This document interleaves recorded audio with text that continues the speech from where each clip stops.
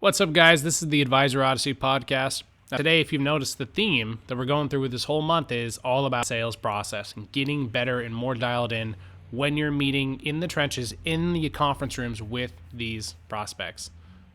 So, today, we're going to be talking about why you should be talking about the why and not so much the how, when, what, where, etc. So, stay tuned, guys. We got a great episode coming your way. This will be a good one. This is the Advisor Odyssey audio experience, where financial advisors, planners, insurance agents, and brokers will find fresh new ideas and perspectives around what it takes to launch, succeed, scale, and bulletproof their business.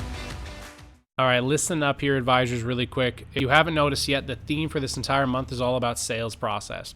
Now, I promise you that my entire goal here is to help you convert and help more families, convert more clients, gather more business in less opportunities. That's really the ultimate goal of this entire month. So today, though, we're going to be talking about why it's just important or more important for you as the advisor in these meetings to talk about the why behind like the investment structure, the portfolio build out, etc., and not talk so much about the what, the when, or the how.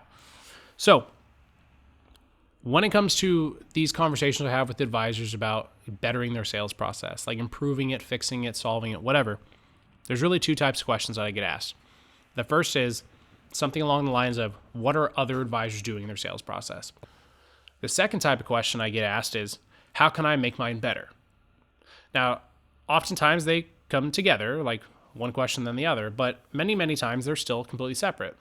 The advisor who asked me what others are doing never asks how they can make theirs better. They just want to copy paste. And vice versa, the ones who ask how they can make theirs better have no interest in hearing what others are doing. Now, today we're going to be talking about a very common trend or a common theme for all types of advisors. Doesn't matter if you have your own process or if you've stolen someone else's, and I say stolen gracefully, if you've stolen someone else's and you just made it your own, or if you, honestly, even if you don't have a process, which I'd encourage you to have one, but even if yours is just totally fly by the seat of your pants, however you feel in that moment, you're just going to feel out the situation, this is still going to be relevant to you. So today's topic is why you should be just talking about the why. Now, a very common mistake I see in sales processes, and actually it's a strength in many others who do this well, is that advisors talk way too much, and they get way too in the weeds about the what. Like, what is the money doing? What is its goal? What is the purpose? What is the fees? What is the like? They talk too much about it, and I want to challenge you to think for a second. How many times you want to go and buy a new car, and you really want to know all about the engine? You want to know about the transmission? You want to know about all the oil stuff? You want to know about the carburetor? You want to know all about that. The reality, unless I'm living under a rock, is that very few people actually want to hear all about that. Sure, they might find it valuable, but they don't want to hear about it. What you want to hear is, does the car drive? Does it do the simple things that I need it to do? Plus, does it have added perks? That's it, right? Now, if we take that same philosophy and we apply it to financial advising sales process, the idea of talking like way too much about the money and getting in depth on it is only going to hurt your opportunities. Sincerely, it's going to take more time out of your appointment to really make an impact, and you're going to be then talking at someone. And on the other side, you're going to be taking yourself out of situations where you can answer questions that clients really want to know the answer to because it's driving a decision. Instead, you'll be answering questions that are really just to help them clarify and understand what you had said in the first place that you never even should have said. So this might seem counterintuitive, but you don't need to explain every single thing to your clients. At least especially on the prospecting phase. You don't need to. Unless they ask, don't insist on explaining how like these specific investment vehicles work. It's just not necessary. This not only creates potential wedges or objections and hurdles for you, but it also labels you as less valuable than your product. And again, product could be investment, it could be insurance, like it could be whatever it is. But as soon as you start highlighting and focusing on the solution, like the specific solution, the specific product, and you detract away from your process or you as a person or your team, etc., you're commoditizing yourself. And this financial advising, this like financial world, this industry is, it suffers from commoditization, and you need to decommoditize yourself. So there's a lot of ways you can do that. But a very simple one is, again, talking about the why. What if, okay, let's play the what if game. What if they like, as in the prospects, likes their other advisor more than you? So they take your specific investment recommendations and then how it works, all that, and then they go to that other advisor to implement. Because really, you were right. I mean, that would suck, wouldn't it? But that happens. Like, that happens a lot. Here's another one. What if the prospect was burned in the past, or they've been conditioned, whether it's by news or by other advisors or by the things they read on Google, whatever, they've been conditioned to cringe or avoid whatever it is, and whenever they hear you mention what you think the specific product or investment solution is. Right? This is very common in like the annuity world. Okay, it's a world I'm very familiar with. People are wired to cringe when they hear the word annuity sometimes. And now, whether you believe in annuities or not, that's a thing. Again, right now we're about to go into this phase with IUL because of the TikTok push on these people talking about IULs, and they're just not accurate. So you're getting into this field of, I know little about these things, but I formulate my opinion based off what others are telling me in a general sense, as opposed to meeting one-on-one with somebody to discuss it further. But that's our world we live in. So, believe it or not, you don't want to be the person to discuss it in depth with them until you are well beyond the prospecting phase and you're actually you're in the client experience side.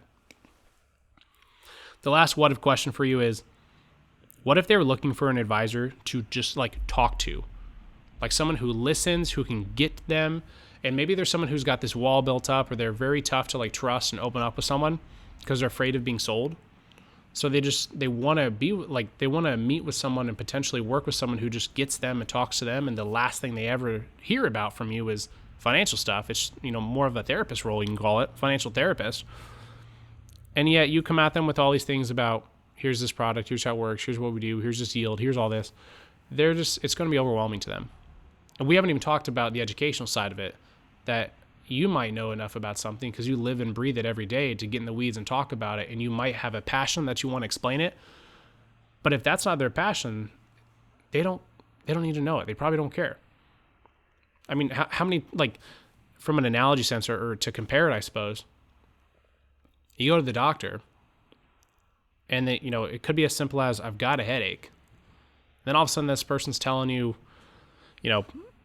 why you have the headache, what's going on, is there a lack of blood, all these things. You're like, I don't know, I just have a headache. It's true in the financial world. Okay.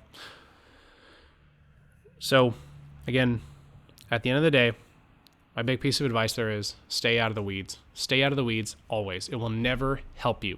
And the earlier it is in the sales process, the worse it is to discuss. What's up, guys? If you're enjoying all this great content, be sure to check out our other content platforms for more and different types of content all around ways that you can become a better advisor. Things like marketing, sales process development, client experience. Maybe it's managing your team and your advisors better. Whatever it is, be sure to check out our social media profiles. You can find us at Advisor Odyssey across most every single platform that you're likely using. If you're looking for some more in-depth written out articles and blog posts, you can find that both on Medium by searching again at Advisor Odyssey, and then also on LinkedIn on my personal page, Daniel Hodajak. It's on these social media platforms where you can send in your questions, your feedback, your thoughts, and then I will then take that, formulate it, and I will try to create, maybe it's an entire podcast episode, another post that's specifically designed to help you answer the question that you are sending in. Again, that can be a direct message, it can be an email. Whatever it is, feel free, ask the question. I'll give you my best insight, and then hopefully it can make a huge difference in your business. Anyways, guys, let's get back to the episode. Now, on the other side, another big mistake that I see a lot of advisors making when it does come to their sales process, and again, why I say you should just be talking about the why, is advisors are getting way too specific in their plan build out, where they talk about where the money's going and what it's going to be doing and how long it's going to be there. And again, while that's valuable, you need to know that as the advisor, and I know your client will want to know that. But the reality is they're going to want to know that, if at all, later down the line. Truly. You might have some outliers here and there that'll want to be as in tune as possible with the solution and with the conversations. But most often you're going to have people that just want to believe in you, and they're going to buy you as a person. And again, buys in quotation marks. They buy you as a person. They don't buy your investments. So when you get too specific with what the money's doing and where it's going and how much of it, you set yourself up for failure. So for example, you might say to someone, this money, again, $1 million portfolio, let's put it, this money, 332,000 of it is going towards creating, let's say it's going towards a variable annuity with an income rider. And then you've got this $200,000 that's going towards, this specific ETF fund.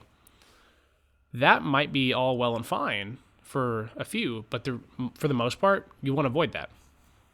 So here's where you change that up. Instead of using exact numbers, use percentages. And then instead of talking about the specific investment vehicle, just talk about the purpose of the vehicle. So in that same example, I said 330,000 going into a variable annuity to create income. Just say 33% of it is going towards creating a lasting income you won't outlive. Done deal. 20% of it is going towards an accumulation. Our goal is to accumulate wealth with this money. Right? It really can be just that simple. People want to create lifetime income streams. They want to know they have income, whether they're in retirement. Again, this is assuming they're in retirement. They want to have income in retirement. They want to accumulate wealth further, if they have any at all, I guess, but they want to accumulate wealth in general. They want to make sure they can set aside a portion of it, whether it's permanently or on that temporary kind of side of it, where they can provide for their, kids, their grandkids, or, whoever their beneficiaries are. And then they want to have money that they can have fun with, they can live with. Those are really the main areas of money. Maybe there's the saving side, I suppose, or the tax bank account kind of thing, where you want to just have enough for taxes because you make a ton of money. But these are the areas that people want to have money for. What is inside of these umbrellas? Maybe you want to share that, but I don't think you should. I don't think you need to, really, is a better way to put it.